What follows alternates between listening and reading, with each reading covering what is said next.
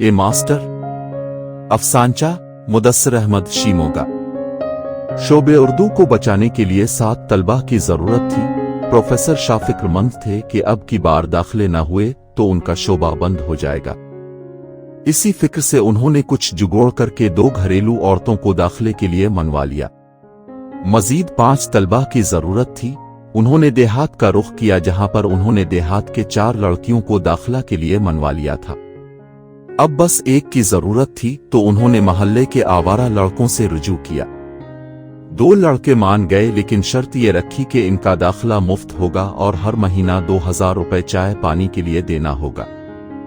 Professor Shah खुश थे कि उन्हें एक के बजाय 2 तलबा मिल गए, एक के साथ एक मुफ्त। जमातों का आगाज हुआ था। प्रोफेसर शाह खुश थे कि उन्हें इस साल अच्छी तादाद में दाखिले मिले। एक ही महीना गुजरा था कि एक काबिल तालिब अल इल्म अपने दोस्तों के साथ शाह साहिब से मुलाकात के लिए पहुंचा और बताया कि वो उर्दू में MA करना चाहता। प्रोफेसर शाह तलबा को ऊपर से नीचे तक देखने लगे और कहा, क्यों अपनी जिंदगी तबाह कर रहे हो?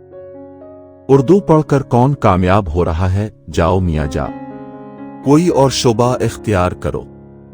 ये सुनकर वो नौजवान वहां से कुछ कहे चला गया। प्रोफेसर शाह को अब मजीद तलबा की जरूरत नहीं थी, इसलिए उन्होंने अपना दामन बचा लिया।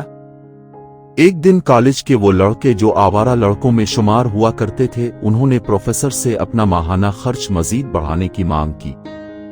शाह साहिब ने इनकी मांग मुस्तरद की तो एक ने बढ़कर तमांचा रसीद करते हुए कहा, है मास्टर तो हमारे नाम का खा रहा है, हमसे तो है, तुझसे हम नहीं।